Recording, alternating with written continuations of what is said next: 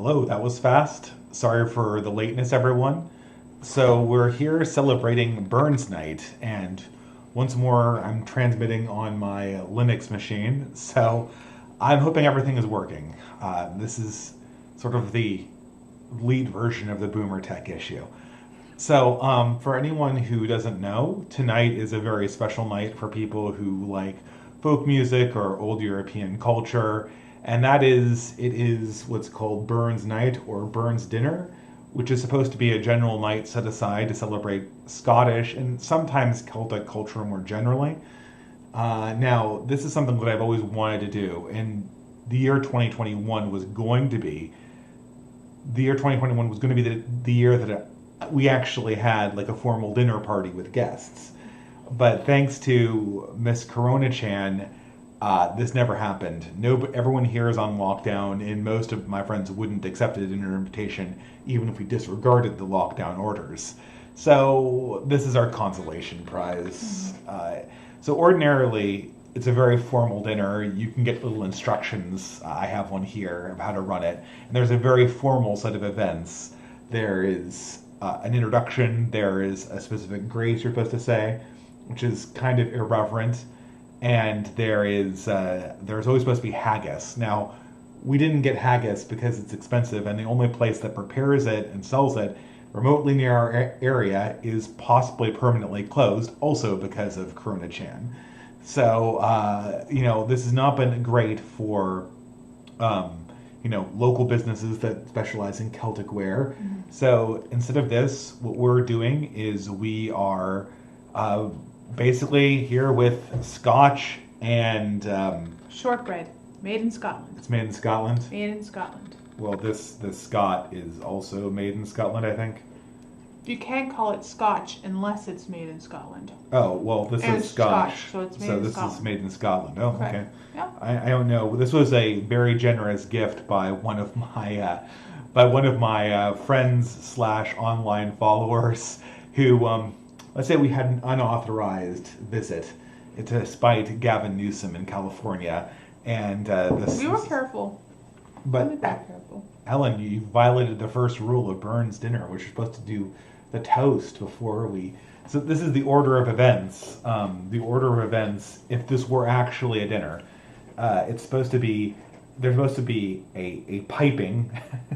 So we all bust out our pipes, I guess, and have a good smoke. Perhaps if we invited Millennial Woes, we could do that. It would have also made the whole event feel more Scottish. There is what's called the Selkirk Grace, which is kind of it's Reverend Grace. Do you want to read this? Sure. This one? That's it. I don't think I can pronounce this. Some hae meat and canna eat, and some want eat that want it. But we hae meat and we can eat, and say the Lord be thanked. Well, that's the last poem we're going to be reciting tonight in our Scottish accents. You think if our friend Millennial Woes were here, he could pronounce it better, probably? Yes. I swear, he sounds exactly like Brynjolf from Skyrim. It's uncanny. Anyway. Well, are either of us actually Scottish? So, did I already explain? Robert Burns was essentially a poet from the early 19th century Scottish Romantic movement. Now, he was celebrated as sort of both a radical and a nationalist. So he was kind of both a nationalist and a socialist, which are things you could be in the early 20th century, in the early 19th century. And actually, they kind of went hand in hand. And he was a very romantic figure. He had a number of, torrid affairs, and he was also a great cataloger of Scottish culture, Scottish folk songs, and additionally, he wrote his own poetry. People will know two ones, I think. To a Red Rose is one of his more famous poems, but among the ones that you usually hear as folk songs around holiday season, you usually hear Old Lang Syne. Mm-hmm. Everyone knows that one, right? That's the New Year's song. I won't make your ears bleed by trying to sing it. And the other one is The Parting Glass, which is a brilliant folk song. I absolutely love it. I used to be really, really into playing folk fiddle, and I've always thought maybe I should make that part of sort of my internet presence. Now that I think I'm kind of looking for a transition in terms of mode. But it's yeah. Anyway, those are the two ones that most people know. But uh, typically, this is just a celebration of Scotland. Are either of us of Scottish No, ancestry? I'm 40% English, actually. You're not like England, not the Greater British Isles, specifically England. England and Ireland. No Scotland. Well, you can't average that out to being Scottish. I don't know. It's actually all the same country. No, Well, Northern okay, Ireland, Wales, Scotland, and oh England no, are. Helen. What? Uh, Supposedly, Scotland, Wales, and England are all And Northern Ireland. and Northern Ireland are all separate countries under one kingdom, right? Well, The apparently United they call Kingdom, them right? different countries just to confuse the foreigners. Sure. And even then, Ireland isn't at all part of the United Kingdom. No, it's part of the EU, isn't it? Well, We went yes, there. that's- We had euros. So. but that's their problem, not the British's. All right. Okay, someone just said they make scotch in Japan. I think they'd call it whiskey. If whiskey is Yeah. made anywhere else in the world besides Scotland, it's called whiskey. But if it's made in Scotland, you call it scotch. That's how it works. But right? that by that measure, when was the last time you actually had real champagne ever? I Like don't, that comes from Champagne in France. I don't know. I mean, it could be just as good quality, but if it's not made there. Well, that's what people mean, right? I mean, Okay. for all we know. And let's kick this celebration off formally. I've got my hipster mason jar because we have only one. And we got it when we were in Oban. Isn't it Oban? Or is Oban? It, is it Oban? I don't. This place. This No, place. no, you don't have to show off the clown. We're such plebs. I'm a Here's our pleb. souvenir. Well, okay, well, yes. They gave it to us for free when we got the tour. So it's literally a souvenir we had to pay for. Yes, we had to pay for it as part of the tour. Well, okay, we bought a bottle of actual whiskey, which you gave away, right? Or We you, bought it was- several bottles, and I gave them to my friend in Okay. Canada. So. Okay, well, Cheers. cheers to Burns dinner, and we'll drink to that. Again, sorry folks, but there is no haggis. Given the week we've had, I don't think we're really interested in cutting apart a sheep's lung, which, short of actually getting it from a Scottish delicatessen or a Scottish restaurant, is probably the easiest. You know, actually getting the sheep pieces and putting them together, or something like that. Anyway, if you see a chat you want to answer, you can click on it in the entropy link, and it will appear as big. Which, short of actually getting it from... Sorry about that. Yeah, that was a little feedback there, guys. So you can click on it here, and it will appear as large in the link. So Okay. is that something you can do without knocking over this apparatus? Yes. Okay, great, perfect. So we're not here just to awkwardly lecture you about Robert Burns and Scotland and our totally pleb tastes in Scottish souvenirs from 3 or 4 years ago. God, it's been a long time since we've been in Scotland. We also wanted to have like a conversation about, I think, about social media, about non-progressive people of non-progressive persuasions, and the aesthetics of a non-progressive movement going forward, and how this is going to integrate in with social media censorship. Now, I think this is I think this is a good fit for Burns Night because he was a political radical. He was an opponent of censorship. He wasn't, since we're celebrating Scotland, he wasn't dear to my heart early Scottish reactionary author Thomas Carlyle. Kind of opposite figures when you think about it. Thomas Carlyle was a curmudgeon who I think grew up in middle class background and was a uber conservative. And was very, very well read and very, very apt with writing prose. And had one relationship in his life with his wife, and they both hated each other. Whereas Robert Burns was this person who grew up in crushing poverty and was a radical, and I think he saw the world and all that. But he had a very different life. Okay. But where was I going with this? Yes, because Robert Burns had simultaneous dedications to politics and aesthetics, I thought it might be good to discuss where this is all going. I think that's kind of the question people have. And, I don't know, I can probably, this isn't a distance where I'm just monologuing. Um, it's, this isn't a distance where I'm just monologuing with people and answering people's questions. This is also this is a stream where we're kind of having a conversation, even though I haven't asked you any questions Let's yet. have a conversation. Okay, so all of these streams puts us in the mood, right? Yeah, it sure does. So I guess the question is, you've left Twitter, Correct. and I'm going to leave Twitter come early February. I'm not just leaving it because I tried leaving it 3 times in 2020 and I failed every single time. I'm outright deleting my account because I'm going to archive the tweets, I'm going to archive the DMs. I'm not going to do anything stupid, so I can't protect myself or I can't look up what I wrote. That's kind of stupid, but I don't like the idea that the Twitter account is a constant temptation, and I think there's a lot of reasons to get off of Twitter. So, what do you think those reasons are? What are your reasons for leaving Twitter? Yes.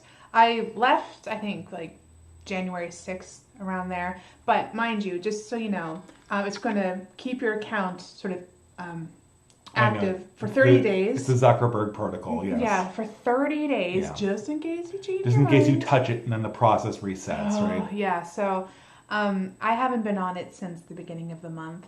What set it off for me was, some of you watching may have noticed this on Twitter, where I retweeted some guy who posted a picture of Stampy the elephant from The Simpsons walking through the Republican convention. And you see signs in the convention that say, we're downright evil, we want what's worst for everybody. But there's also a scene in The Simpsons where Stampy the elephant walked through the Democratic convention, and I think the banners there said, we hate ourselves and each other, we don't know how to govern.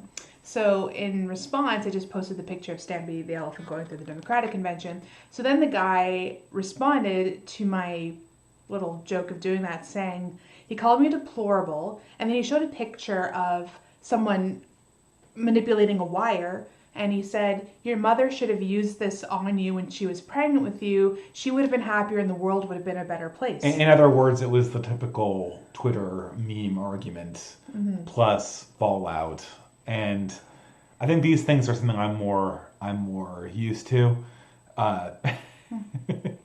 Sorry, I posted someone saying cringe watch gang. What's that? I don't know, I just thought it was funny. Okay. So Are they putting us on cringe watch? I'm just testing out the feature. I didn't mean to be intrusive to the chat, but that's just I did not mean what you were saying was cringe. okay. But you got into an argument that was the typical thing of what Twitter generates, which is more heat than light. Right. So I was like, okay, this is fucking sick. So thankfully, you are kind of popular on Twitter. So I'm like, Dave, look what this guy did. So you retweeted him, and basically everyone just sort of piled in on this guy. He eventually deleted the tweet, and then he deleted his account. Not long after this whole thing happened. So you basically won. I won. Yeah, we all shoved him out because strength in numbers. I was just like, Dave, whatever it is. From Indiana Jones. Yeah, getting you guys all going after him. But I was like, this is fucking sick. Like, my whole experience with Twitter for like months and months has just been this. I don't need it. And it's not helping me be a better wife. It's not helping me be a better mom. It's not helping me run the house. In fact, I was getting less done because of Twitter. So I was like, I'll make that my New Year's resolution to get off Twitter. And I also deactivated my Facebook account. I'll probably get back on because that's how my 95-year-old grandmother sees my baby. So, anyway. Well, I think we're all looking forward to a world where we're not reliant on these horrible social networks. Twitter is particularly bad. Evil. And it's absolutely evil. And I've tried to leave it several times in 2020, and radical measures are needed to deal with it. Once you try to quit something and you fail a bunch of times, you have to take radical measures because that's an indication that you're addicted. And I'm not saying like I'm addicted, like I'm always on Twitter, but it's a constant temptation. in other news, I'm also supposed to be on a diet, but Me too. Go on. I guess it's Temptation. fine. We had a small dinner, so and this is ethnic celebration food, right? Correct. But I mean, I guess this also comes in the wake of the fact that, and for me, it was much more political. For me, it was Twitter banning Donald Trump, which precipitated an enormous. Basically, when Twitter banned Donald Trump, every progressive I followed kind of went a little insane.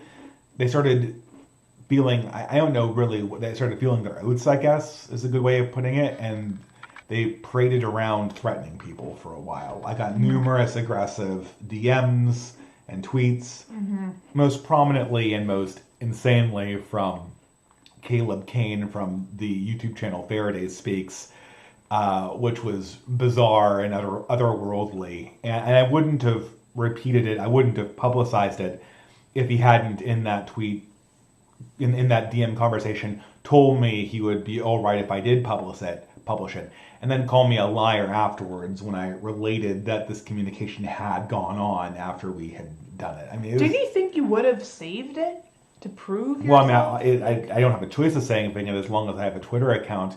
But I saw this thing, and Caleb, I mean, really going up to this summer in 2020, I think it was really Labor Day, actually.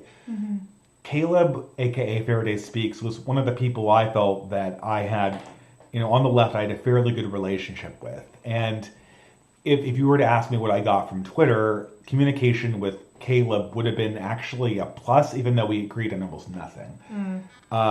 And then for some reason, in fall of 2020, the guy just totally went off the deep end, started blocking everybody, and then cooking up insane. I mean, I don't know if this is really cooked up, but making insane characterizations of people as them being liars and grifters and cultists, and I mean, it's just this hyperbolic shit that it's amazing. It's hard to know where it comes from. And you have to kind of, when you look at a service, you take a look back and you ask yourself, what has Twitter given me? I've given it this many hours of my life. One of the things that caused me to stop playing AAA video games is the fact that there's this little ticker showing how many hours you put into it. Oh. And I looked at it, and I had the Steam account for like 3 years, and it was more hours than I care to relate. And Yeah. you have to ask yourself, and I couldn't remember half the games on there. 500 hours of Skyrim. Well, I mean, at least you understand like Skyrim, like you really like Skyrim, right? A lot of the hours I had went into shit games that I don't even really remember properly. Oh. And so there was a similar examination. Probably if you, I don't know, if you looked at this YouTube channel, you'd see a lot of hours in it, right? But I feel like I have something to show for it at least. With Twitter, I mean, what do I have to show for it? A few people, maybe a few friends even. But then just a series of interactions with people who agree with me, which I'm fine with, but probably could be handled better somewhere else. And then every interaction I have with a leftist is just completely hostile, and it's countdown till when one of us blocks the other. And in the case of Faraday Speaks, makes semi-borderline threatening remarks involving people's families, which is super creepy. Yeah. Okay, well, looks like I can highlight this comment because it's awesome. This person says, 500 hours of Skyrim is well spent. Yes, it is. What is it about that game? It's super old. So what? I don't know. I mean, I have Bioshock sort of my game where... But Bioshock had this like very linear story. I mean, it had not linear storyline, but it had it was like a movie that you got to shoot things in. I think Skyrim appeals both the male and female psyche quite powerfully. So. Skyrim? Oh, yeah. This is a repost off our previous stream where we determined that Warhammer only appeals to the male psyche. Yeah. I think Skyrim is both male and female quite easily. Well, certainly popular among men. I don't know how many women played it. Is it known for being a very female-oriented game? I don't know if it is specifically, but I do know other girls, especially on Twitter, who play it and love it. Just love it. Yeah, maybe it happened later. I tried Witcher 3. I could not get into it. probably because there's like a lot of sexuality and nudity and stuff. I found that alienating. I just remember As a Benito female. Sarkeesian playing it and complaining about like when you get intimate with female characters, like you get their lovemaking card and you collect them all. It's like literally a collectible card game, but for like notches on your bedpost. Jeez. Okay. I don't know. It's. Last one. I had a priest friend. You can have it. I'm not gonna. I think one's perfectly fine for me. I think. Well, we probably should get back to the topic of conversation, but I've already forgotten what I was going to say. I'm sorry. Anyway, I guess the topic going forward is, and I know a lot of people are talking about this. I think everyone understands that non-progressive YouTube, and I say non-progressive more than right-wing because I think it actually does cover a lot more. It actually covers a lot more people than just the right wing generally. I think I inaccurately reported on my last live stream that I think I inaccurately reported my last live stream that Red Scare was banned. I think they just quit Twitter by their own volition. It might have been a protest against censorship. But still, I know from experience that there are a lot of people who might more accurately be considered left-wing that are on the outs in this current environment, that aren't on board with all the intersectionality stuff, and that find themselves not in line with modern ideological regulations. And as such, I think people are saying like, well, it's just a matter of time before we all get banned, and certainly this is the case. But I think beyond that, the right just needs a new aesthetic direction to go in. And part of this live stream, part of these cozy streams, are to kind of try to explore a different aesthetic direction. I've considered rebranding my channel and changing the name so that I could explore different directions. Things like folk music, things like deep culture and stuff like that. I'm currently finishing up a political analysis video, which probably people will like. I'm guessing. But I feel at the same time, I think people are going to get very irritated at political analysis because good or bad or description of what's going on is not going to satisfy people because that's not. People want some positive direction to go in. They want a way to live, and if they can't be told how to win politically, they can. They're going to come up empty if we just constantly redescribe how things are. So here someone's asking me, can I see the questions in entropy? And the answer is yes, I have the entropy screen open. Usually I do the questions along with the rest of the super chat. I guess I try to spend more time on the super chats, but yes, absolutely. I can read your question. I might as well do one now. Well, yeah, I'll do one now before I kind of ask the question to my beautiful wife. Have you read or listened to Molebug Yarvin's latest post on how big tech doesn't actually have any ultimate power? Yes, I have, and I really liked it. And I also really liked, even more than that, his actual latest post that came out about 2 or 3 days ago, also concerning big tech and how to get around them. I know he had said this stuff before about how digital separatism should work, and about how dissident groups need to emphasize quality over quantity, and all of that stuff. This is something that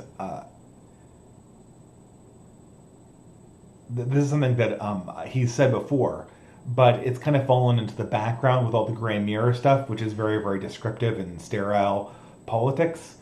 And it was really good to see him reiterate that, and you could see there the seeds of a way to go forward. I'll try to put the link in the description. I can't do it right now because my hands are busy. I literally can't read the keyboard. Oh no, I have my hand on my wife's leg. Catholic Scandal 375. I've been caught. Yeah, I'll put the link in the description. So, I don't know. I know I've been talking a lot, Helen, but... That's because people only come on to hear you talk. Well, I mean, they come onto your channel to hear you talk. I haven't posted a video in a long time. Yeah, you did. You posted the Warhammer one. That was on your channel. Oh, yeah. Yeah, it was very popular, wasn't it? No, it wasn't. It wasn't? No, actually, the StarCraft one, I think, was the most popular of the game videos that we posted together. StarCraft. Yeah. Talk about a very male-centered game. But anyway, I mean, what is your feeling on this whole social media thing? Should we be looking to change our aesthetic? I don't give a shit about Twitter and Facebook being slimy. What I do care about are alternatives being shut down. That's disgusting, I find. Yeah, that's the whole Parler thing. Also, to play devil's advocate, I feel like I've heard this before, and it's a possibility that the creators of, maybe not Facebook, but definitely Twitter, had good intentions, but it went out of control, and I think these guys are just desperately trying to do damage control regarding the heat of the recent election. Yeah. And by doing damage control, they're just like hand swooping, getting rid of all these people on the platform. And of course, it's pissing people off. Like, you can't do that. But if you don't do something, then won't it just heat things up even more and leads to actual violence in the real world, right? So, but at the same time, getting rid of these people just heats people up more. But and then you take away other alternatives for them, so they can't rally. It's funny you're using that because you're pointing this out because I can't pronounce that person's name, but the question was talking about Molbug's most recent essay, and he was making the same observation you were, that these tech giants, it's not like Mark Zuckerberg woke up one day and said, this mother is going down. Let's take Orange Cheeto Hitler off of my platform and all other platforms now and forever. These people, these ideas about censorship don't originate from the tech giants themselves. Rather, they're external pressure that's placed on them by a lobbying organization that's centered in the press, but also in a lot of unofficial organs of what a reactionary might call the cathedral. It's turning into an extension of the government as well, which is not good. Yeah, and that's another Molbugian observation, right? That this is essentially the real government, and so in some sense, these people like Zuckerberg and Bezos, they don't really have a lot of power. They're being moved around like puppets because and they're having a lot of pressure put on them, I think. Yeah, exactly, and they're kind of, I mean, you know, and say like, oh, well, these people are rich people in the world. How much pressure can be put on them? Well, they're kind of there because they do cave to pressure. And if they didn't cave to pressure, they could easily find some other CEO that would cave to pressure. Yeah. And then, you know, once you have a press that's fundamentally hostile to your platform, it's hard to really see a way forward as a tech giant, as rich and powerful as these people are. And that gives the press a certain amount of power, and it's quite terrifying. But and so this is the same forces that are trying to like sit on Parler and other alternatives. What's with the war against the alternatives? Well, the war against the alternatives is what a ambitious entrepreneurial minded gentleman might call a fortuitous circumstance. They have pressure to get rid of Parler. Can we think of any other motives that Mark Zuckerberg and Jack Dorsey might want to get rid of Parler? What other? Well, competition. Yeah, exactly. I mean, isn't it illegal to have a monopoly? It is, if you can define what monopoly is, and no one can. Feck. Right? No one really has a good idea of what a monopoly means. And this is something, for instance, everyone, I don't know if this is taught in Canada, but every school kid knows that Teddy Roosevelt was the first person to bust the monopolies. As a matter of fact, the Sherman Antitrust Act had been law, I believe, for about 15 years before the first Roosevelt administration, Teddy Roosevelt's administration. The problem was that it took an executive will to actually pursue antitrust, because who says that you're a monopoly? There's always some kind of symbolic competition. You know, Twitter can point to Facebook, and Facebook can point to Twitter for reasons that they're not a monopoly. But they act in coordination, which is anti-competitive behavior. Just think how rare it is for the press to lobby a corporation, saying that the corporation isn't doing enough to crush their competition. I mean, how could you not take that as a businessman, right? Yeah. Oh, I guess you've twisted my arm. I guess we'll have to crush our competition and become a monopoly of force, but only because you want us to. Yeah. So there Perfect you go. storm there. But I guess, social media aside, I guess what I'm thinking is, when people watch my YouTube channel, I want people to actually think of videos that they gain something from.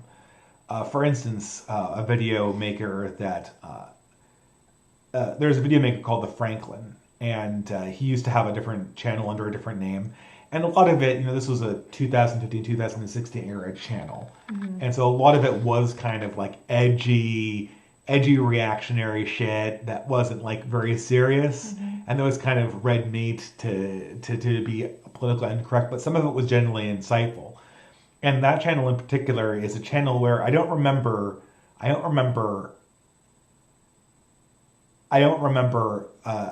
very distinctly, I should say, the things that I gained from watching it. And the thing is I don't want my channel to be an addiction. I want it to be something where people say, okay, yeah, you made a good point in that video and I got something out of it.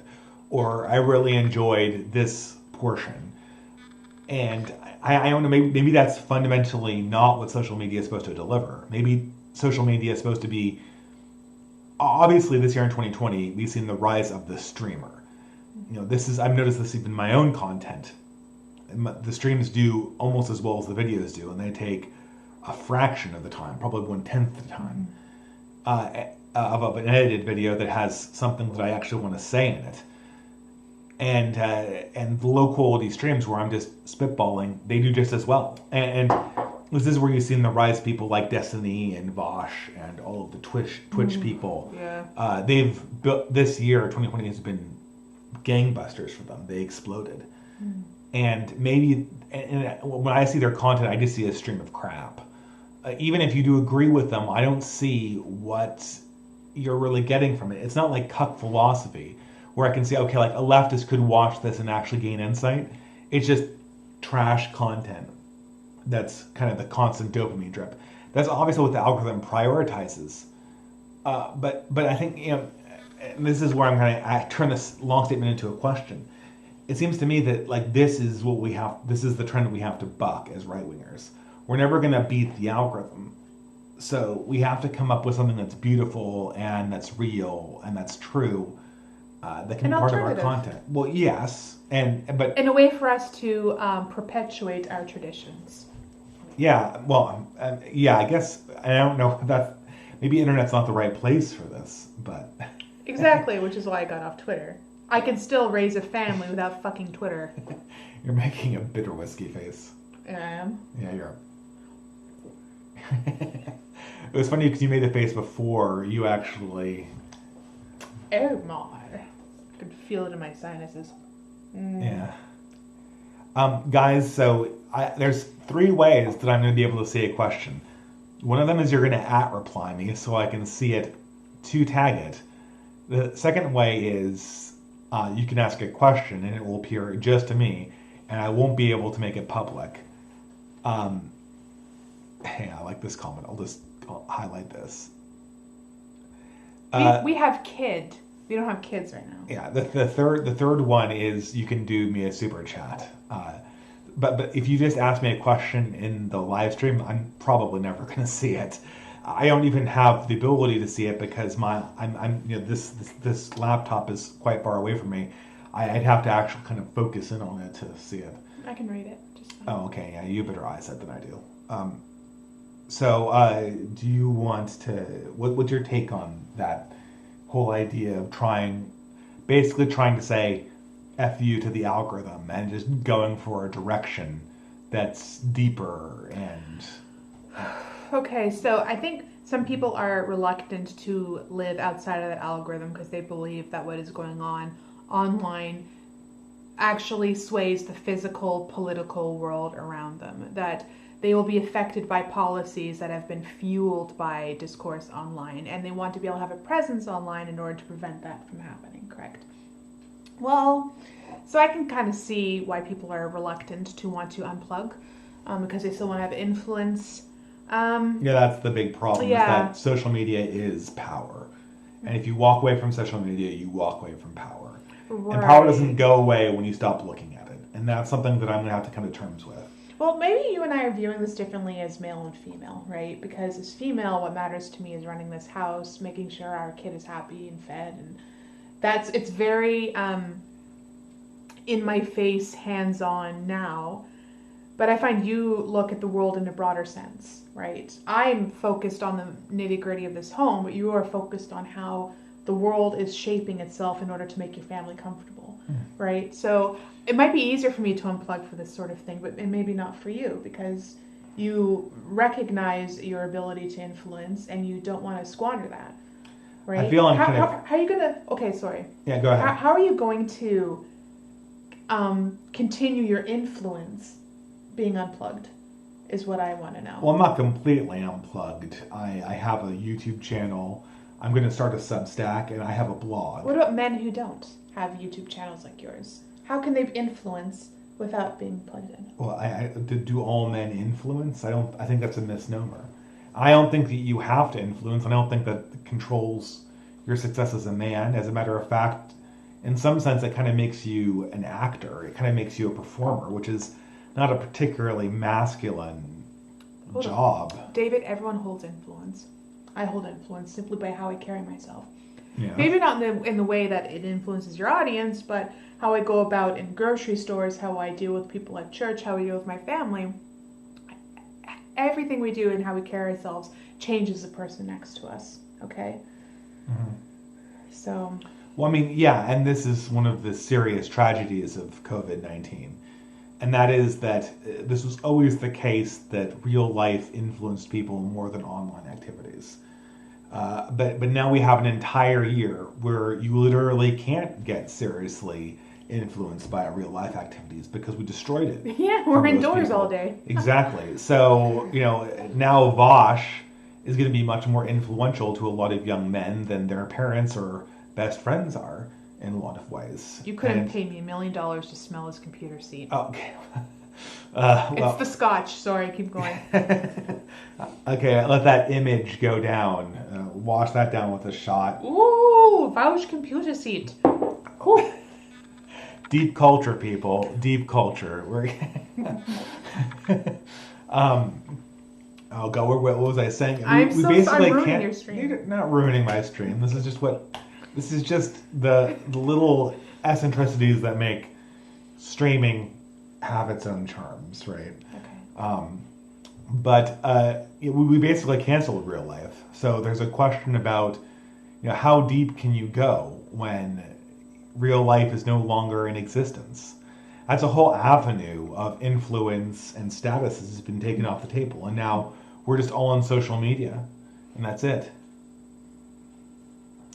So people, yes, you don't need to write "does this work" into the questions window. I assure you it works. I assure you entropy works. There's 3 questions, and they're all, does this work? Does this work? Yes, it works, and it's easier to do that than it's easier to see the questions than it is to highlight the at replies when they come through. There are a few ones that I wanted to highlight. Maybe this one. I enjoy Franklin's new videos more now that he's been putting out video essays again. Well, that's certainly true. I don't know. Someone's asking me on my thoughts of Knights of Columbus. I'm not going to... I hate the Knights of Columbus. They're stinky. That's because you were a feminist when you encountered them and you felt excluded. I am still not... Wait. I'm not a feminist now. Well... Okay, great. So but I still think they're stupid. Because their initiation ceremony is bullshit. Yeah, it's kind of Freemason-like a little bit, right? Right. It's a silly way to make the guys feel special, I guess. I don't know. But It's That's, yeah. I mean, screw their charity work and their pancake breakfasts, I think and the Knights their of Columbus paying is a fine. tuition. I think the Knights of Columbus is a fine organization. Okay, if they did away with that stupid initiation thing, then we're friends. Okay. I think sometimes men need initiation ceremonies like that. The paddling of Would the swollen ass. wouldn't you want an initiation ceremony if you joined some sisterhood? And men also need But it had to be, organizations that only yeah. they belong to. Like we had this discussion with female space marines. Bad idea, right? Yeah. Right. Okay. Yeah, that is a very bad idea because men and women do need their own space. I agree. Exactly. That's not something I disagree with. My head feels warm. Okay, I'm going to go on to the super chat just so we can keep this going. This is always different. I think this starts at the bottom and goes to the top. I think I wish it worked in reverse. Hey, Dave. A few guys in your Telegram chat have put together a pretty interesting plan called the 45K Mommy Populism. It strives to defund schools and send that money directly to families to make it easy for moms to stay home if they want. Hop in and chat with us in time. It'll be fun.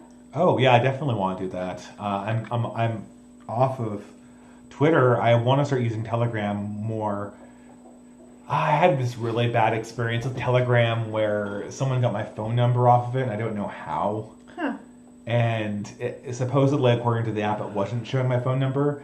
But because this person knew a friend of a friend in real life, it showed them the phone number. Because it Ooh. assumed that I was real. And so I got a call from him at work. Awkward. Yeah, it was really weird. And of course, the very people who looked it up and try to call you are the very people who are oriented on the spectrum such that they wouldn't know that that's a really, really bad Inappropriate idea. thing to do. Yeah, creepy. And no one wants to get real phone number calls from the internet. It's yeah, it's worse than a robocall, especially when you're on the right wing of things. But that sounds perfect. 40K. 40K money populism. That sounds like super badass. That sounds like what was there was a girl podcast a while back that was anti-technology and they called themselves the Unimomers. That's funny. It was, or maybe that was just an episode of the podcast. I forget. But I'm.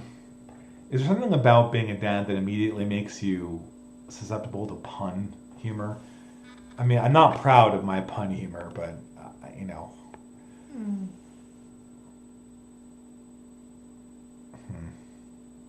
Have we checked out the Death Standing video Future Sound has produced? I don't even know what that is. I don't know. Do you want to go into another super chat? Sure. So, wait, maybe we should have the conversation about.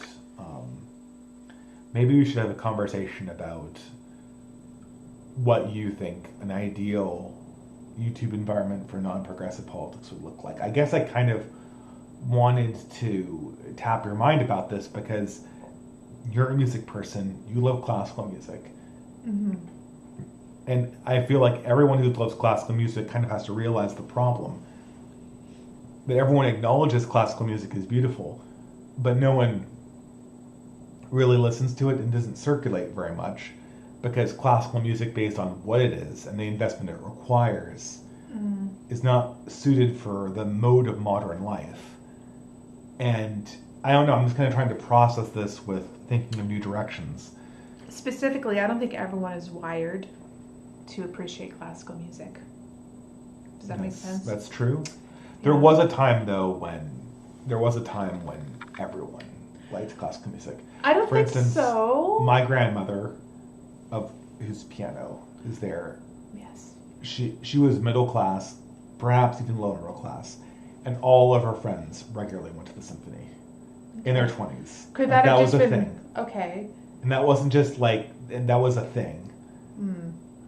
You know, the tradition of just sitting down in a seat and watching the symphony play is actually a very new tradition. Before Yes, that, but- people would just play and you just go and show up and socialize with your friends. Yeah, but The point is, in the 1930s, okay. that was a thing for. Could it have just been her social circle, whereas another social circle of young women would have gone out dancing to swing or folk music or what have you? Yeah, I'm not so sure folk music was that big a thing. Okay, but I think when classical music was out, there was still a lot, like when it was being composed, there's a lot of peasant folk music going on that people really got into, which is obviously a different caliber than classical. I guess my point is that not only culturally, but even these days, I think neurologically, not everyone is wired to appreciate classical music or to analyze beauty. Everyone's affected by beauty, but not everyone can really consciously get themselves immersed in it and appreciate it in that way. Well, I'm just thinking. Are you trying to make sure? Are you trying to? What? No, go ahead. Are you trying to ask me? Is there a way to make these beautiful things and art more prevalent in the YouTube circles? Well, I mean, okay. So this is constantly the problem, right? And this is always the problem of the creators. You have what is sort of beautiful, true, and good on one hand, what you're interested in. Mm-hmm. I mean, I don't know, obviously, none of us are perfect angels about what we are drawn to, right? Mm-hmm. And then you have what you know appeals to people and what they're interested in. Yeah. And you're constantly trying to build that bridge. And so I think, in social media, you're always encouraged to go right to what everyone's talking about and just jump on the pile with your own flavor. Yeah. And hope that your little take on whatever is fast, cool, new, and popular is going to push that pile in the direction that you think is better. But sometimes, and this is sort of the more the direction that teachers take, you need to start with the thing that's good and true and beautiful, and you need to take your audience and go like, hey, here, look at this thing.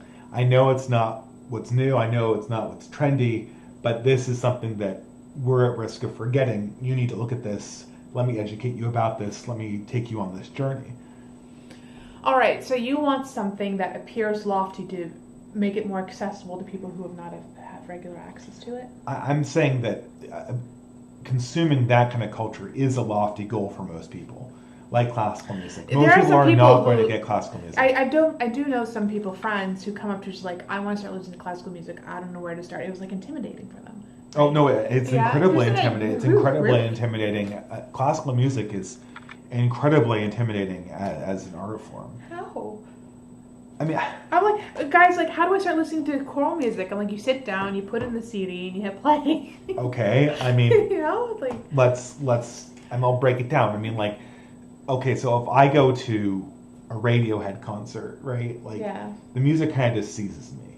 Mm-hmm. But if I go to a concert hall and they're playing, let's say, a composer that I know is good, but I know relatively little about, and who I'm not a big fan of, a good example of a composer like that would be Mahler. Like, I know all good opinion says that Mahler is a great composer, but he's not one of my favorites, and I find him kind of confusing, and, I prefer Sibelius. No, right? okay, hold on. You're missing a very crucial step here. There's making classical music more accessible to people who are not familiar to it, and then there is instilling the curiosity to classical music. You've skipped that point. Many people are not going to be interested. That's exactly what I'm tugging on. Yeah, but they're not going to be interested because I think like 30% of people's attraction to music is how it sounds, and 70% is the image it sells, the people who like that music they hang out with. It's all social. Yeah, and the image of classical music is like, And if you look at, I've made this comment, like if you look at classical music covers, you think they only sell classical music CDs to like castrated 70-year-old men. it just looks, and there was a while in I think the 2000s where there were like a number of new virtuosos coming up, and they always had them on the cover in like some kind of sexy, tight black and outfit. sad looking. Yeah, exactly. Like, I fucking hate the music circles. I'm so glad but I got out neither of the of those music two circles. marketing things, neither of those approaches inspired any curiosity in the music itself, the mysticism of the music, the promise that the music would contain something more than itself, completely left by the wayside. And this is something that I've noticed actually even from my own consumption of music. I felt in the 90s, and I didn't really consume pop music that much in the 90s because I was fairly young. I was kind of a latecomer to pop music. Mm-hmm. And so, I got into the Smashing Pumpkins the year they broke up, I think. Oh. And yeah. What year did they break up? 1999, I think. Really? Oh. Yeah. Okay. Maybe it was 2000. Maybe it was 2000. I forget. But it was it was basically like, oh hey, here's this band that's awesome, and then they're broken up very soon after. But In the 90s, however, and this is something that I remember that's very distinctly different from the Smashing Pumpkins, to someone, what's a popular artist right now, like Lady Gaga, or is there even an equivalent, like, is even like an equivalent to alternative rock that has some kind of pretension to be meaningful? Skrillex, maybe that's a bad example.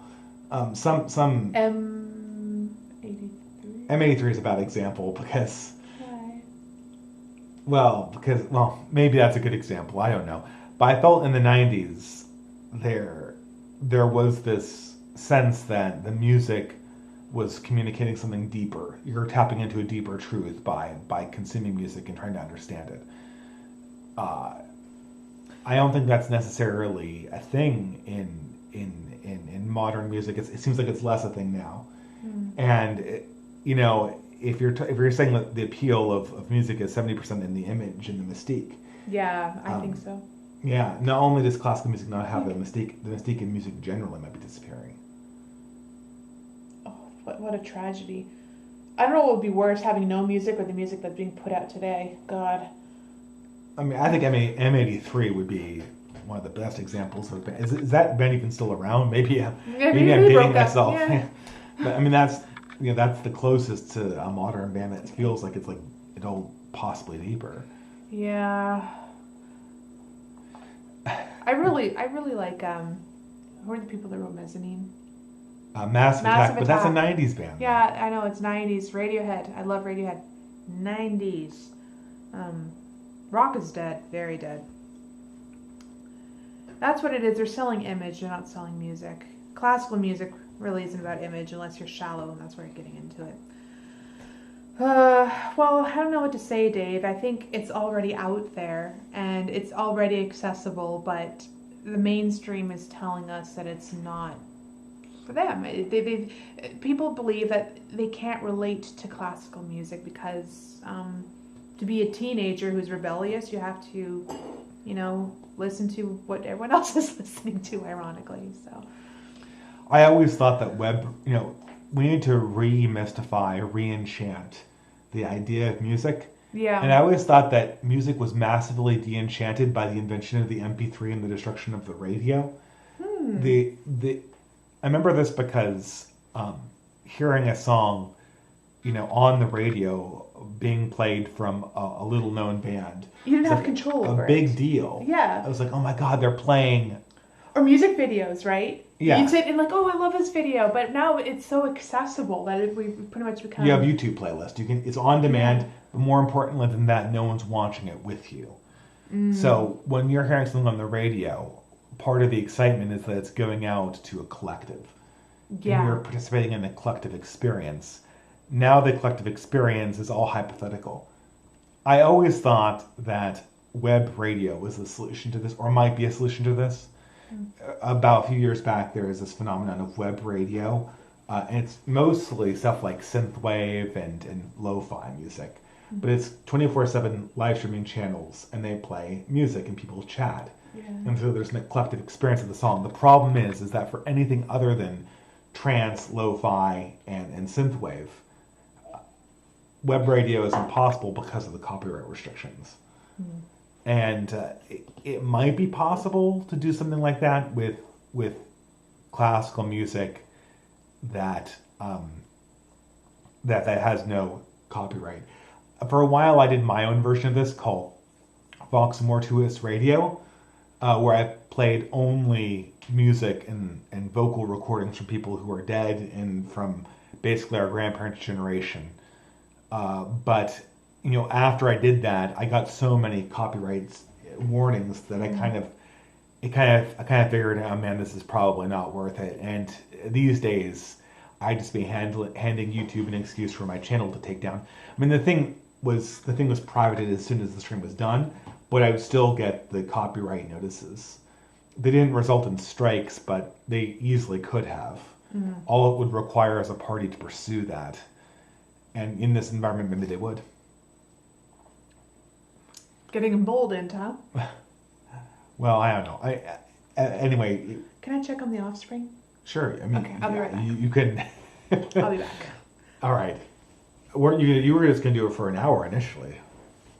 Yes, so I have like another 5 minutes, so I'll be back and I'll live out my 5 minutes. Sorry, I have a broken tailbone, so it's kind of painful to get up. Well, that's part of our boomer health issues too, I suppose. Um, so Diehard Doogie, I've had your super chat up here for a while. He writes for $10, working on a level campaign for an old game, Free Space 2, Space Simulator. A good opportunity for reactionary content. See Neo Train Front in Free Space 2, LOR. Oh, well, that sounds great. Thank you very much. Uh, yeah, I'll have to check that out. Is Free Space 2 sort of like a Civ clone? I have to confess never to having played that, but thank you very much, and we'll check it out. I see a question from the chat asking me about Charlemagne's latest video on Villifid Pareto, who's someone that I know. I know from statistics and who I also know from James Burnham's The Machiavellians. I have to confess, though, I haven't watched Charlemagne's latest video, so I'll have to not comment on that out of ignorance. Anyway, thank you, Diehard Doogie, for the super chat. Jay Lee for $2. Do you think systematic racism is real? Well, I mean, it more or less depends on your definition. Is systematic racism any favoritism that a majority group would have because they are the majority? If that is your definition of systematic racism, I don't see how it's deniable. Systemic. Is it? I think it's systemic, isn't it? Okay. Sorry, they wrote systematic, but I think the proper term is systemic. I think I've heard proper term. I've heard both, but okay.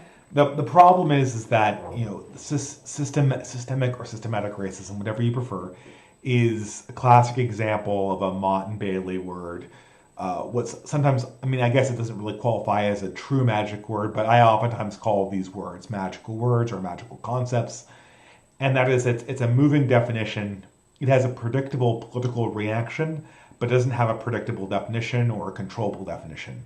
If systemic racism simply means any kind of favoritism or advantage people get for being a majority or the most common population in a group, I don't see how that couldn't be real, and it seems to me almost impossible to eradicate.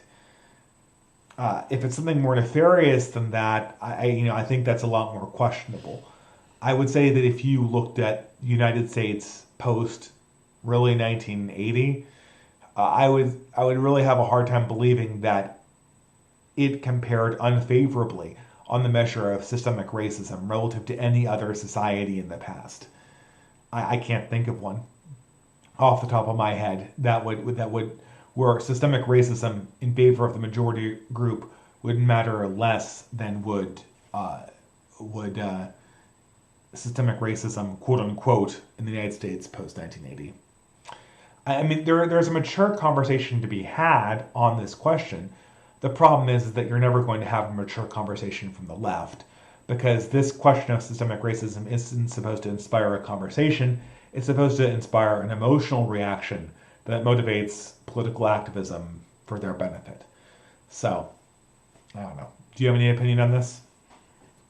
I think it is a manufactured problem myself. As a political problem, it is to a certain degree manufactured. Okay, but people are saying the question was bait, so. All right, Gabriel Allen Moore. Yeah, I mean, there's this whole group of like anti-right wingers, very much in Faraday Speaks circle. They just go around trying to bait right wingers into saying something that's stupid and getting them on the record and all this stuff. So if you want it to appear on the screen, you have to click that little earmark thing. And it's Gabriel Allen. No, it's Gabriel Allen down. You obscure the question. But excuse me. I'm just I can hardly draw this thing myself. Okay. But it doesn't help that the keyboard's elevated like 6 inches above my face to get the angle right. We are vain people. We're all so fat. Okay. Well, hey, we're losing our COVID weight. Okay, we're in the process of getting better. Okay. To be solid. Don't sell yourself short. You're beautiful. So are you. Okay, couples moment. Sorry, guys. On to business of politics. To be solid when struck, but soft when touched, such is a cardinal virtue in more ways than one. Be well. So that's Gabriel Allen Moi for $5.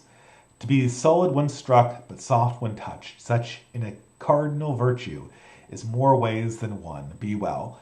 Well, yes, and if this is described by a virtue, this is the virtue of prudence. And no virtue is ever easy. No virtue is ever doing something. Well, okay, none of the cardinal virtues, I should say, are ever extremes. The Christian virtues are extremes, but are also in some ways esoteric. The cardinal virtues are all middle points, and this is the classic example of a middle point in the virtue of prudence. You must be eagles when you're among eagles. You must be doves when among doves. You must know the right situations to exercise mercy and the right situation to exercise sternness or justice. And this is something that none of us are going to have an easy time mastering. And this is what people have to do when this is what people have to practice when people instruct people to grow in virtue. They're saying grow in the wisdom to know the middle points and pursue it effectively.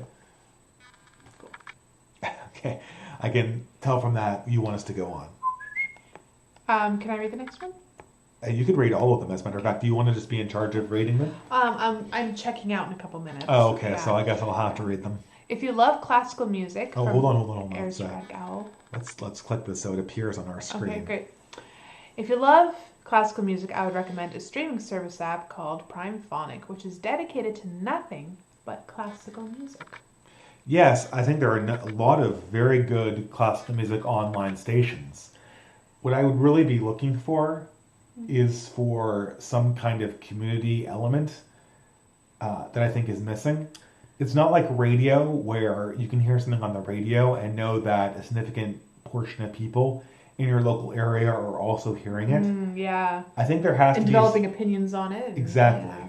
I think there has to be, if we're going to have a rediscovery of classical music through web radio of any kind, there's going to have to be a social component to it. I think that's a missing part of the puzzle. And I think if you had a good understanding of what's in the public domain and what's not, you might be able to set up some kind of YouTube streaming service that did that. I wish there was some sort of way to really bolster new classical composers, right? I think just because it happened in the past doesn't mean it has to stop. People can still continue to create. And on that line, where did Jeremy Soule go? I don't know. You're the Jeremy Soule fan. He disappeared into fat air. Oh, I guess 2 women accused him of rape. I don't think it happened. And he got Me Too'd? Yeah, I think he got Me Too'd, and I can't find him anywhere. It's nice to have a classical composer who's alive and who's not dead that I can actually talk to.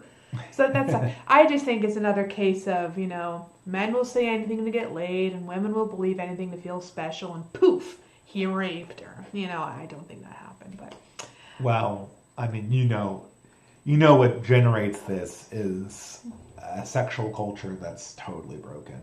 Correct. Don't do it outside of commitment. Yeah, and marriage preferably. Marriage preferably. Someone said we perhaps skipped over their super chat. We did? There was one. Wait. John Lee, do you think? No, we wrote that. We wrote there. No, it's missing. Wait, who is it? Was it the one where he quoted like a piece of poetry, like a fair face and pudding and stuff, something. Okay. Well, maybe that's okay. Hold on, that might be on. Oh, we're going through Entropy. That might appear on Google, but not Entropy. Let's see if it's on Google.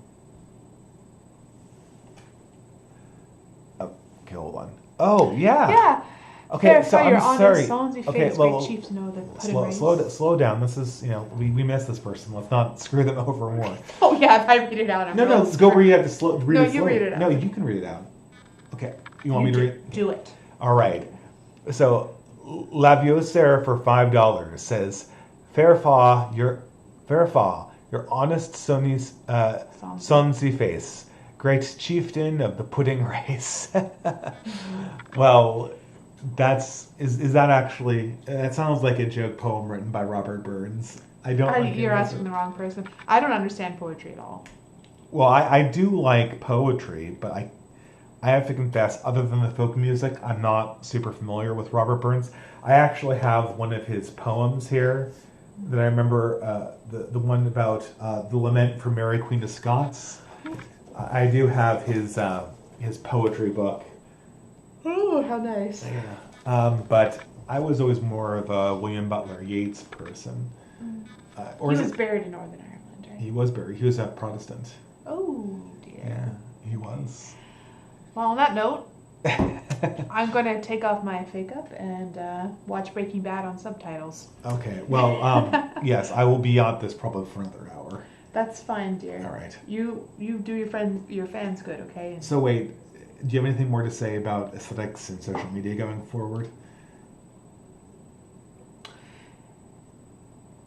Be honest with what you're capable and willing to put up with regarding social media. I mean, I don't want to talk on a big group scale, but you personally, whoever's watching this, you don't like it, just leave. I mean, life is far richer without it, but if you can temper it and you can be objective with it and you're careful with it, go ahead. That's my only practical, boring advice on it. And comments on Breaking Bad second time through? I don't think Skylar's that bad of a character. Except the women in this show are always treated as constantly interfering with what the men are doing. But, no, Skylar's actually a lot better the second time around, I find. Well, it's who's worse is Walt. Yeah, what a dick. Walt is all that just lying, getting people in trouble. At no point does it ever seem like he's a good person. And I haven't watched all the episodes. I just occasionally watch one with you. Mm-hmm. And Walt he's a conflicted character on the first watch through. On the second watch through, he's almost demonic. Because you know a lot of the things about him. It's kind of revealed in a way where it always seems that Walt might be justified, but when you have all the cards on the table, and you know how it ends, and you know Walt's history, you know that this is so much of it's just ego. Yeah. Yep. Now, before I leave, I just want to sneak this in here. I think music is the highest form, not poetry. Take a look at a line of poetry and then take a look at a page of a piece of symphony. You know, one is a thread, the other one is an entire damn tapestry. So, all right, well, adios. The only way we know Robert Burns is because his poetry is put to music. I mean, name a Burns poem other than Auld Lang Syne and Parting Glass. I guess everyone knows that one, right? Right. Okay. Before I get dismissed, we had to toast the empty glasses. Happy Burns Night. And Happy Burns Night. I will answer the last few questions here. Okay. All right. I can also center myself and stand up straight now. Might be a little harder to do that. Apologize for the background noise, as usual. Okay, let's see how I'm looking. Wow. Probably not as good as I could be. But again, thank you everyone for your patience, and hopefully I'll be able to answer the remainder of the questions. And this is the problem with entropy. It's I don't trust it. I don't trust it to capture all of the super chats. I have to go back to YouTube just to. Well, I guess it's because it was before the stream started. Is that why it wasn't caught by entropy? Other than that, it's great. It's been perfectly good other than that. But anyway, where was I? I'll just start answering the next super chats and hope to catch whatever catch can for at replies as they come in. Again, a little less of a priority relative to the super chats. It's always the thing. I never drink except on the live stream. So even this little thing of whiskey, you kind of feel it. If my college self could see me now, well, he'd probably say something like, well, probably like everyone calls me in the chat, like I'm a boomer, which I'm not. But I guess I'm a spirit boomer. Aristocratic owl for $5. I see nice big speakers as the solution because with speakers you can still bring back a collective experience. Also check the entropy question chat. Um, okay, I don't see any question beyond the one of yours I just answered, but thank you very much. Um, yeah, thank you very much, aristocratic owl. Uh, I guess you could blast classical music out of your loudspeakers, and that might be a way to go. But how am I imagining that I'm just gonna be blowing, "Flight of the Valkyries" or some Wagner song to overpower my Jewish neighbor or something like that? It would probably charge for a hate crime or something like that.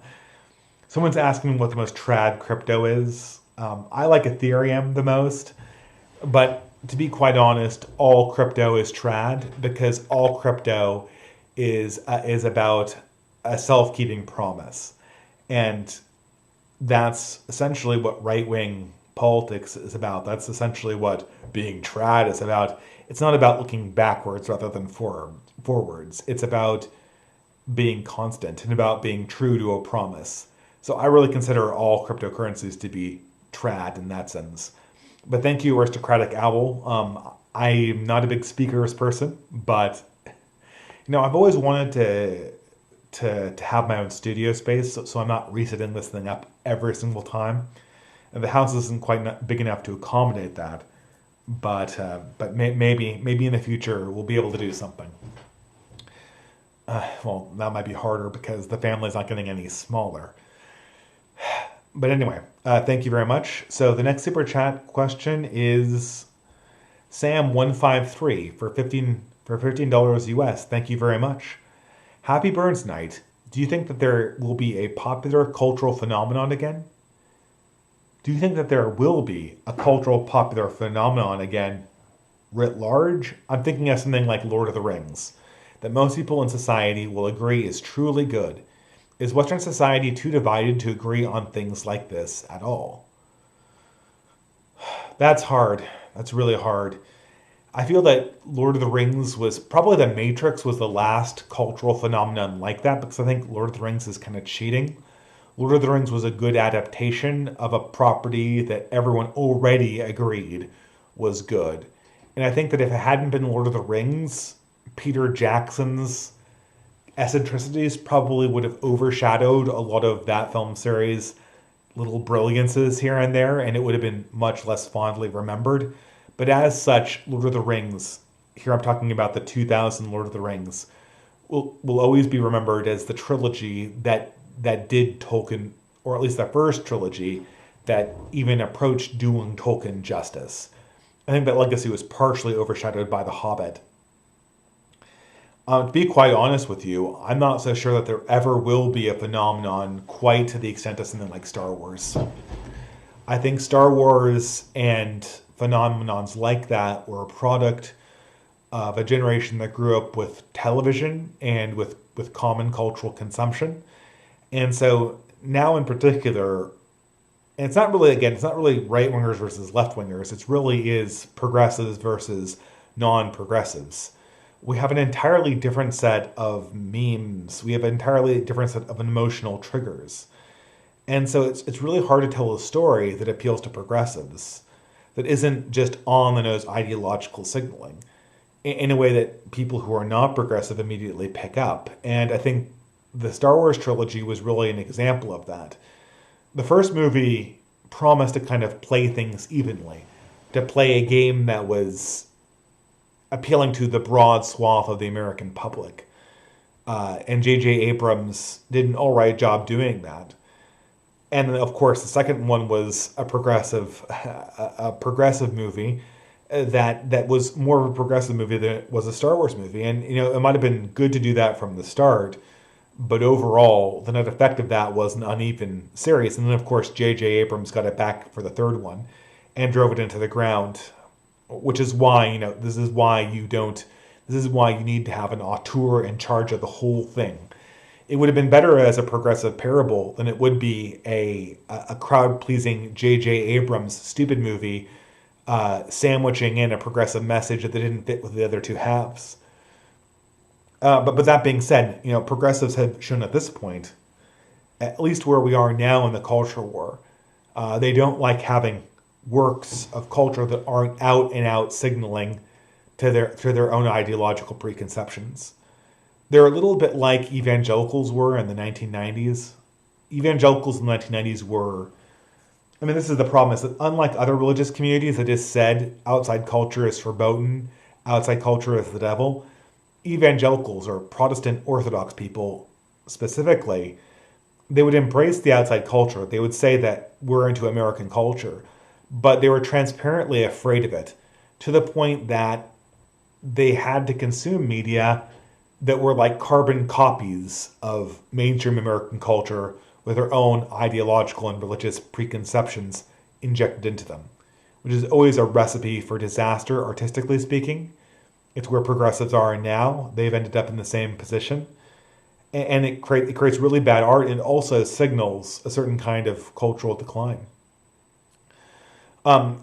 If there is a path forward for reactionaries, for right-wingers, it's to learn to love beauty for its own sake. And, Robert Burns is a perfect example of this.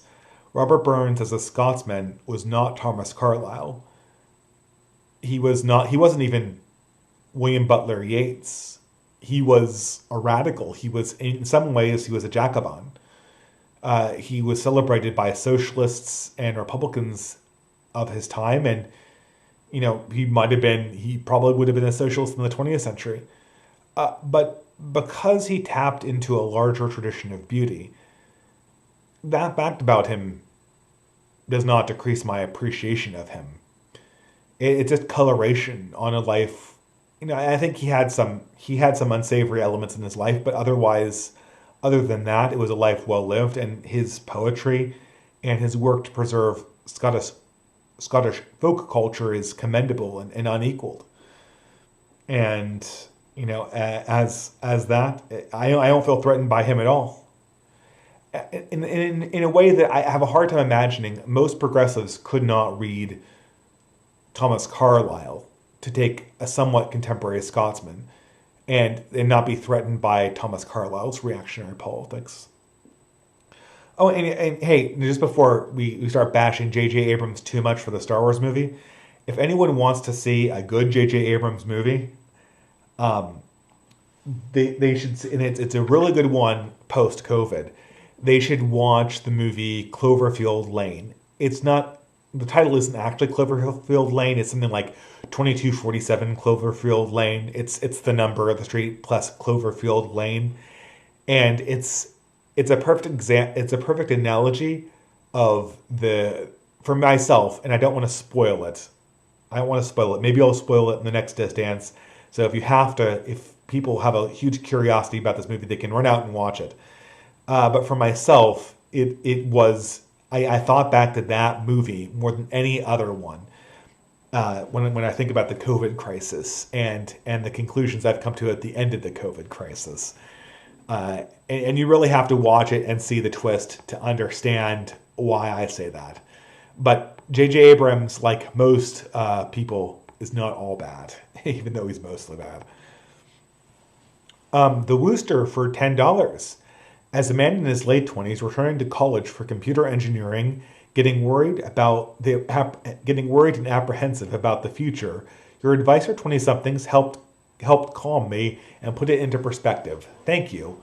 Well, thank you very much, the Wooster. Someday I'll have to ask you if the Wooster is a reference to Bertie Wooster from the Jeeves and Wooster series by P.G. Wodehouse. I can never see your name without thinking about that, but it's probably something much more old and respectable. Because I'm trying to finish up, to not keep up my wife, I'm going to try to go through Super Chats a little bit more fast than I would otherwise. No one's using the question functionality very much. I will end this stream by reading a Robert Burns poem that's a little bit longer. about Mary Queen of Scots, which I read a very long time ago and I remember liking, but I haven't read it recently. And that's probably a recipe for disaster because if you hadn't read a poem recently and you try to recite it, you usually end up butchering it. But I'm going to try anyway. Pardon me, let me click on that to highlight it. Viola Van Gogh for $5 US. In the video, I think you mentioned a particular methodological weakness of social science is being able to obtain any desired result after repeating an experiment enough times. What's this called? Reading suggestions regarding social science's weaknesses? Okay, so there are two crises in social science, and I'm not going to remember the papers that outline these things. I remember that both Jonathan Haidt and Steven Pinker and Nassim Nicholas Taleb were talking about both of these problems in around 2014, 2015 era. Okay, so the first problem is the replication crisis, and it's literally called the replication crisis. And this is the problem in social science where we do social science experiments, and in particular, we do social psychology experiments. And it appears, although this has been contested by some people, that very few of them have repeatable results. Now, I think the contest comes from the fact that if you repeat it, that these experiments are done on college students, and probably the contesting is the fact that they are repeatable when you do them on college students, but they're less repeatable when you do them for a general population, which might be the necessary caveat. But that's been a huge crisis, is that a lot of the experiments they run are not repeatable. The second problem, and the one that I think you're referring to, doesn't really have a name, but a lot of people online call it the repetition crisis. A more sophisticated name for it, but which also covers a broader phenomenon, is called p-value hacking.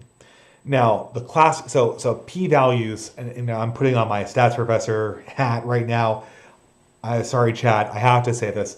So how statistics works is you do an experiment, or you make a number of observations, and your goal is to do enough observations not to disprove coincidence, but to say to your readers, there's, based on this, if we assume a normal distribution, which, you can assume under certain assumptions of independence, there is less than, as the classic p-value is, there is less than a 0.05 chance of this being a coincidence, of this being a type 1 error, aka a false positive.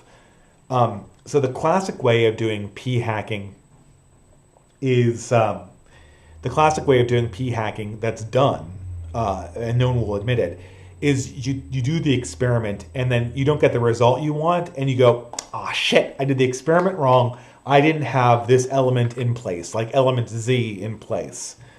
And you redo the experiment, double blind again, but you do the same experiment over again and you fail and you go, another thing was wrong. I forgot to include this ingredient.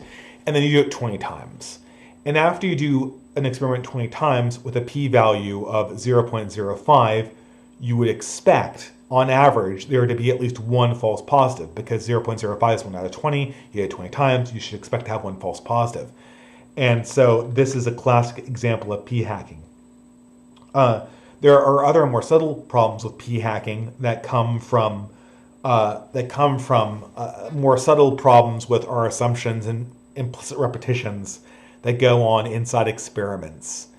And Nassim Nicholas Taleb has talked about the more subtle mathematical problems with p-hacking and how you have to include more repetitions to get around this, to not make your type 1 error estimates plainly false. But that's a bit more sophisticated. I would look under both of those two headings if you're looking for that phenomenon. But thank you for your super chat, and I hope you have a wonderful evening. Spaghetto for $10. It's highlighted now. God, I can never pronounce this person. Great YouTube channel. That anamnesis video you shared on Telegram was great. The call to power described in the video sounds frankly like Satan's work on Earth, a primordial will to power that passes from cause to cause. Well, this is actually very important to remember that. So Anamnesis, oh god, I butchered the name again. He did a great video on his series, Mulling Over Molebug. Everyone subscribe to his channel. They're amazing videos. Him and Settler's Lament and R.N. McIntyre and Closington. There are so many good up-and-coming reactionary YouTubers that are starting out just as the whole ship burns down and sinks into the ocean. So I feel bad for them. But he goes over a classic argument from Molebug's essay How Dawkins Got Pwned. But he's hitting on a deeper human problem. And this is actually a deeper epistemological problem for Darwinian creatures, if we are indeed Darwinian creatures. And this creates a fundamental epistemological problem for people who only rely on Darwin for how we even know truth. And that is the fact that humans aren't strongly selected to use words to actually get towards truth. In the case of science, and as per the previous question, this can be hacked. We have specific rules to try to ensure us that we're doing things according to a process so that we don't deceive ourselves. But human beings prioritize towards power and survival more than they do actual truth. When it comes to communications, we're good at lying not only to other people, but also to ourselves. This is something that's been a bane for political science and for people, in particular progressives, who want to try to make politics a science. It also has created a core fundamental problem for Darwinists or pure Darwinists, because at the end of the day, we have no reason to believe that our perceptions of the universe are at all accurate, because we're not evolved to be truth-seeking creatures. We're evolved to be power-seeking creatures and survival-seeking creatures. So our picture of the universe in terms of our senses is only helping us understand the universe insofar as that understanding correlates with survival. If there were some deep spiritual truth that did not correspond to survival for our kind of being, we would not have a naturalistic ability to understand that. There would be no Darwinian explanation about why we should even have that perception. So there could be an entire section of the universe that's totally closed off from us because it either runs counter to our survival needs or it runs parallel to our survival needs. And this essentially brings back the problem of Plato's cave after the scientific revolution claimed falsely to have banished it. I mean, there's this question is so deep. Watch Anamnesis' video, but understand that the thread Mencius Molebug is pulling on is deeper than James Burnham or Machiavelli or any of these other people has even begun to fathom. It goes right back to the initial problem with human spirituality and human wisdom that Plato described and that we've been dealing with ever since humans have tried to formally understand the universe that we occupy. That's such a deep and good question. I wish I could give it more time, but I have to keep on going. But thank you, Spaghetto. Thank you very much for that question. Oh, and that's when Spaghetto again. Spaghetto for $5. My father described poetry as the highest art form, as a kind of marriage between music and literature. I've wanted to get into it ever since. Okay. Yeah. Poetry, I think I agree with my wife here. I think music is superior to poetry. I've always been a bigger fan of music than I have been of poetry. I would say that the big problem with poetry is that poetry has to be recited and memorized in order to be good. I'm about to treat everyone to a butchering of Robert Burns in his honor by reading a poem that I've not memorized nor practiced the recitation of, which is terrible. But if you do what I do, you will never enjoy poetry. The best way to enjoy poetry is to memorize it and recite it. And recite it to yourself in the quiet moments you have, which increasingly in our modern mode of life is never. Hey, maybe when I give up Twitter, instead of using Twitter, I can memorize poems. There is one YouTube creator called Zachlog the Crate who has dedicated an enormous amount of his YouTube channel to reciting poetry and discussing it.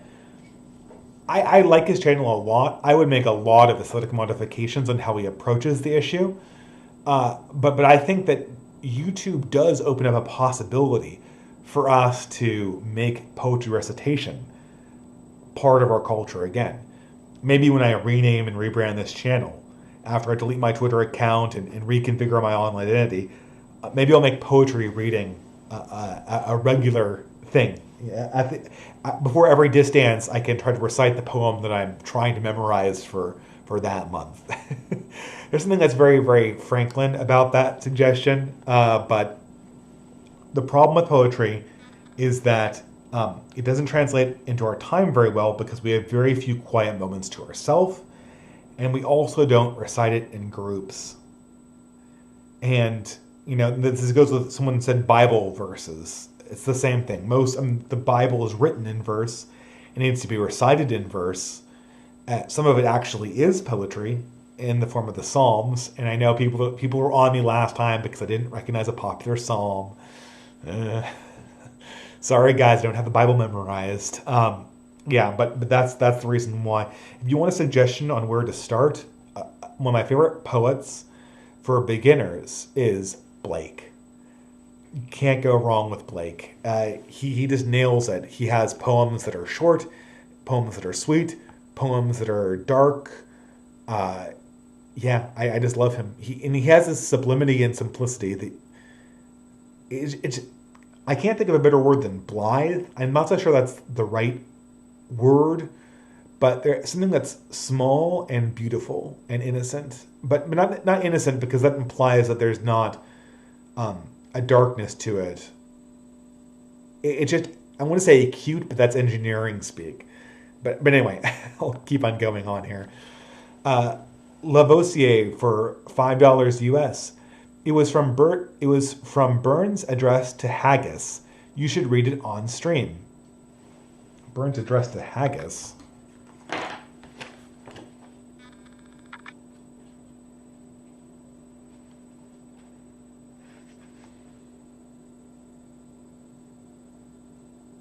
Okay, I'm sorry, I'm reading the...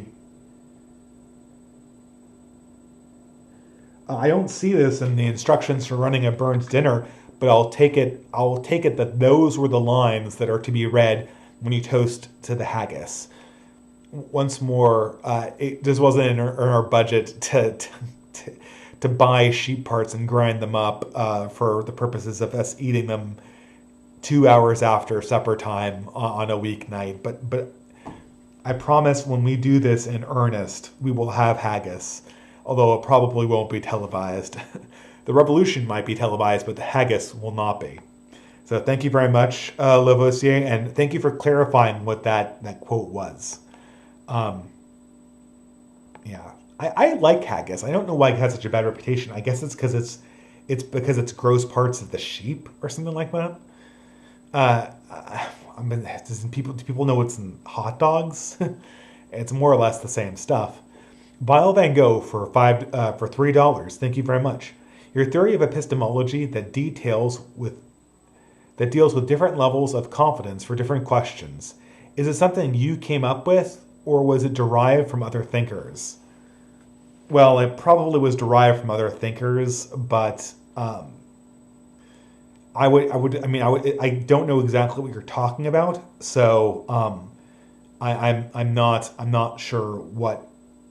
I would assume if this is about epistemology and about having sort of a loose or practical epistemology, I would assume that it comes from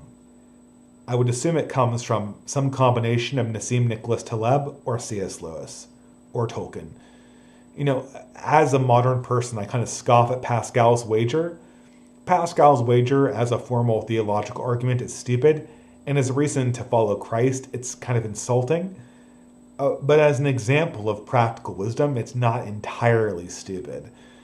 And so a lot of this idea of shifting your epistemological standards based on the nature of the question is a wisdom that's been touched on by people like C.S. Lewis, like G.K. Chesterton, like and also Nassim Nicholas Taleb. This idea that you come up with your epistemological standard and then you hold it onto it like a straitjacket is a product of scientism.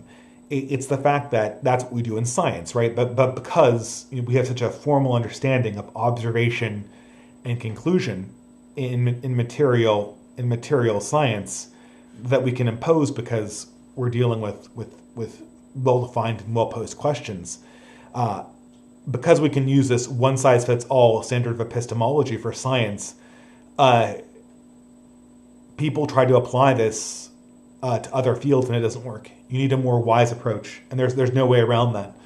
But yeah, I think that I got that from some combination of C.S. Lewis, Nassim Nicholas Taleb, and Tolkien. Most of my ideas aren't original, but I don't read books and then talk about ideas. Usually, what I do is I read books, mull them over for 2 months, and what you're getting is me cross-pollinating them with other books I've read. I don't think I've ever had an original idea, but I'm kind of a remixer, right? So you can determine how original that remix is, if at all, because not all remixes are original at all. Nerve AMV Maker for $20. Did the Enlightenment birth the horror genre? Every single time, Nerve AMV Maker has these great ideas for videos that I have no time to make. Did the Enlightenment birth the horror genre? Evil forces existed in older story forms, but heroes were capable of understanding and fighting them. In horror, the hero is overwhelmed by forces he doesn't even understand.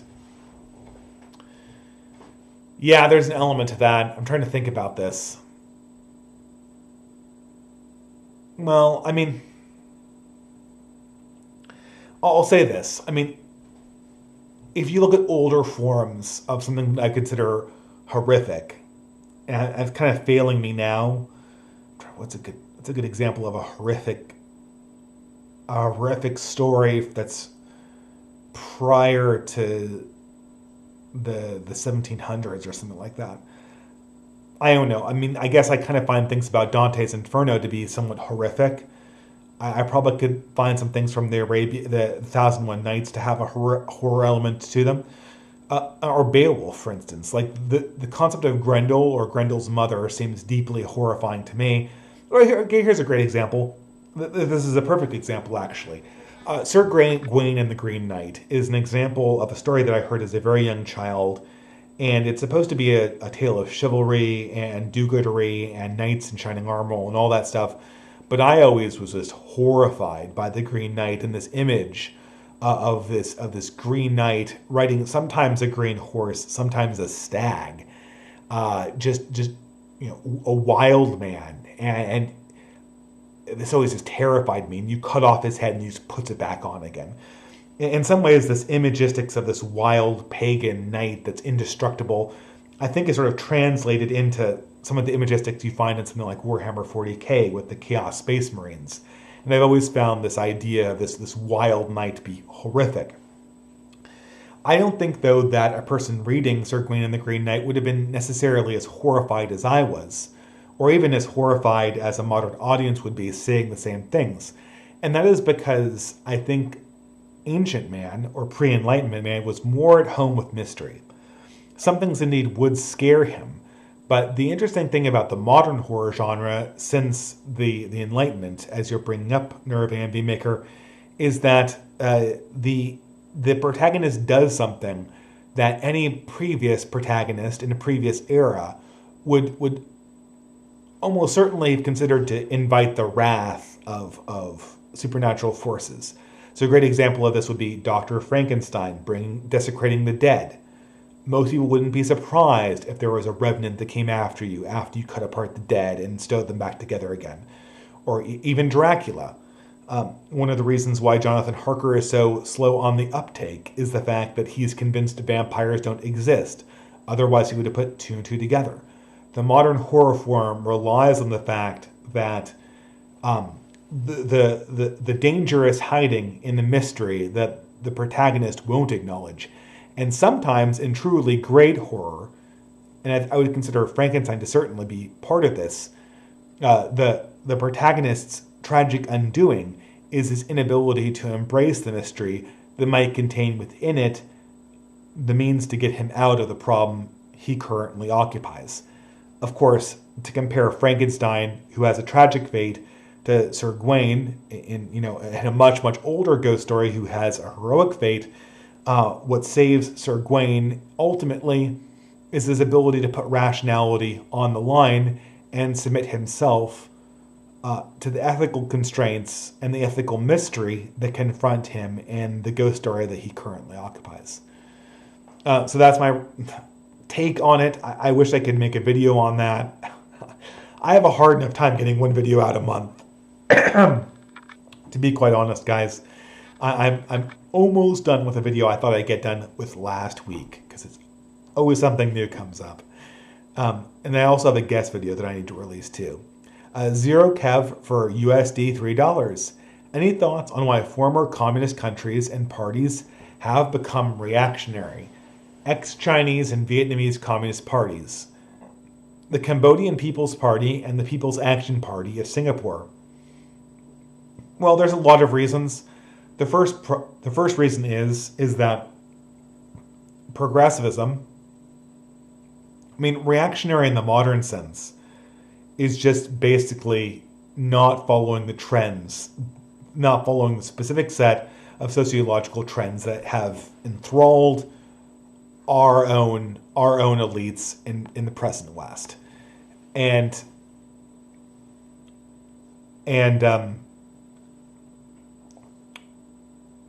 it's obvious that progressivism and wokeness and they flow from the West. And because of the Cold War, these communist parties had to insulate themselves from the West because there was a Cold War and they felt that the West had threatening ideas. So they developed an internal communist party culture that shunned ideas that came from the outside and that came from the West. That was it. And so that same insulation has helped them avoid the more toxic elements of woke culture post the fall of the Berlin Wall. Furthermore, and this is something that I think Molbug might talk about, I know a lot of reactionary authors have talked about this, like Spandrel. I think it was actually more Spandrel than Molbug. The other thing that communist parties have going for them is that every single communist party that's alive right now has had to come up with reasons why it isn't going further to the left. Marxist theory is, ultimately speaking, a formula for anarchism of all senses.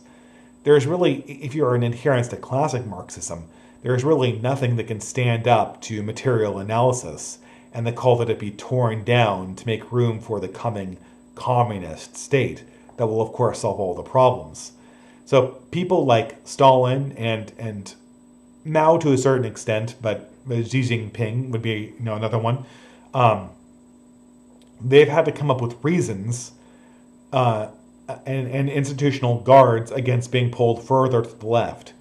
So these ex-communist parties, they kind of have a certain amount of inertia to them that stops them from this getting blown away with the wind. but that's I think the answer to the question. That's my guess.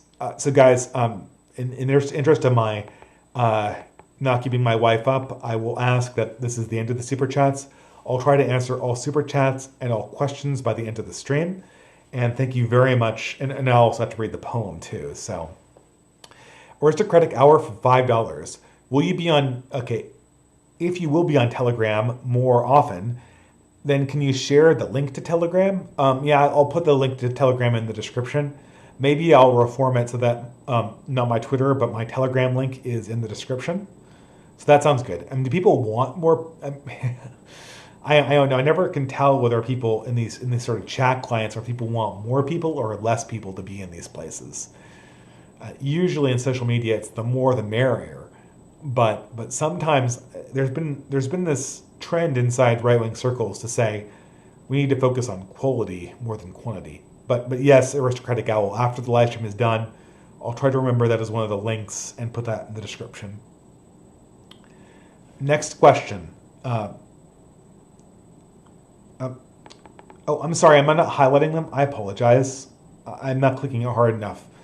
Hi Dave. If wokeism/cultural Marxism is Maoism 2.0, can we gain any ideas about fighting back from Chinese history of the Cultural Revolution?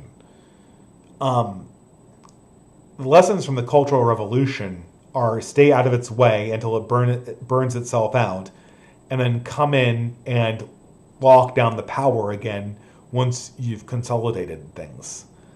I don't know. I mean, obviously, as a Westerner and as a Christian, I have a hard time keeping my mouth shut to the extent that many of the current rulers of China were able to shut their mouths during the Cultural Revolution.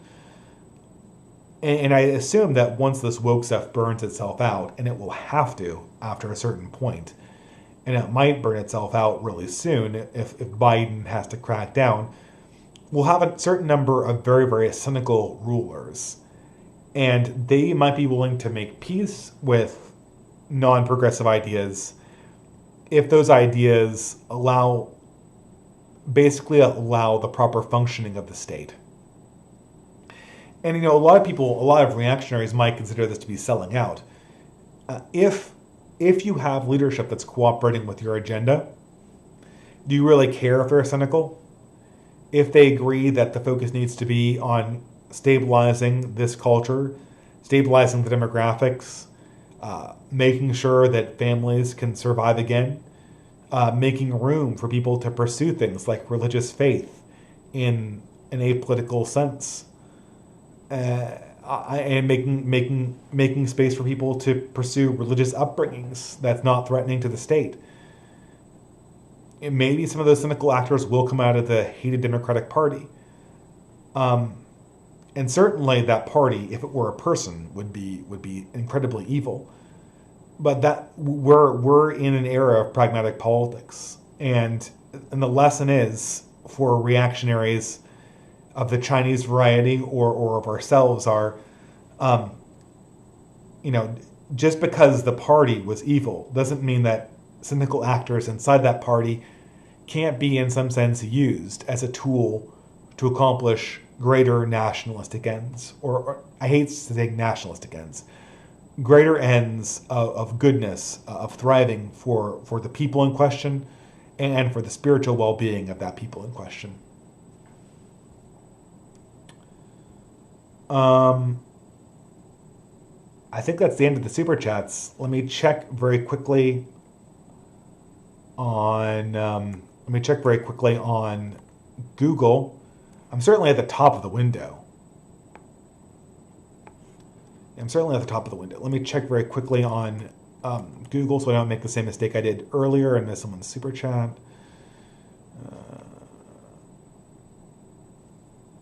I don't see any chats I missed. So I'm going to go on and read the questions and then finish with the poem. As always, too many windows. Okay, so here I'm going to spend less time.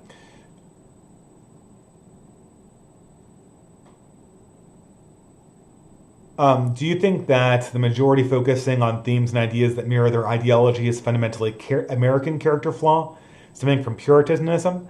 The answer to that is no. Everyone does this. Everyone tries to use media to reflect their ideology back to themselves. If you look at Chinese literature, actually Chinese literature is worse from what I've seen than Western literature. Almost every Chinese piece of literature is infused with propaganda of its own time period. And I think that's really unavoidable. I think that in some sense, the West has done a better job of having a cultural space where art has attempted to reach at higher, more spiritual matters that weren't just simply corrupted by the petty politics of the day. So there you go. Asta Vas. Okay, well, I don't have to read the name. So the last question from the questions tab, I believe, is How do you feel about T.S. Eliot? Um, I like Ash Wednesday, and I like Four Quartets, which I think are his two strongest ones. I always feel like I'm missing something with T.S. Eliot. I don't know. I don't feel like I can read it very well, and sometimes he mystifies me. I find him a very strange character. He was a religious convert to Anglicanism, I believe, and he had a very strange style of poetry that seems neither classical nor modern. In some sense, Yeats was very much in the tradition of 19th century poetry, and I feel T.S. Eliot more kind of stands in between the two.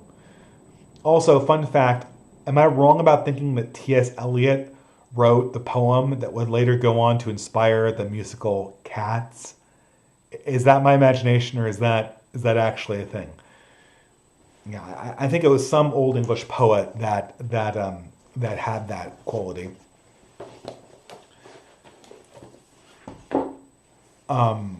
Someone's asking about struggling to bring together Thomistic logic and the symbolic interpretation. Well, I sympathize with that struggle, but I don't feel like I'm a scholar on Thomism or symbology. I think the person to bring that question to would be Jonathan Pagao. And he would know a lot about symbology and symbolic interpretation. If you could talk to some of the Dominicans I knew, be able to you probably would be able to get the Thomistic perspective. I've never seen those two perspectives debated. Whenever it comes to religious interpretations, though, I always keep in mind Rumi's analogy of the elephant, where a single object approached from different directions can yield radically different images. And yeah, there we go. So, guys, I would like to thank you. I'm at my time now, and I guess I would like to say Happy Burns Night. Happy Burns Night to everyone. And in order to kind of kick the celebration of Burns Night off properly, I am going to read a longish poem by Burns, the one that I remember liking a long time ago, but I have not actually read it in a long time, so please forgive me. This is called A Lament to Mary, Queen of Scots, and on the approach of spring, which we are now approaching. Now nature hangs her mantle green on every blossoming tree, and spreads her sheets of daisy white out over the grassy lea. No Phoebus cheers in crystal streams, and glads the azure skies, but naught can glad the weary wight that fast endurance lies. Now lava rocks wake the merry morning, aloft the dewy wing, that myrtle in its noontime bower makes woodland echoes ring. The mavis will, the moany note, sings drowsy to the rest. In love and freedom they rejoice, will care not thrall oppressed.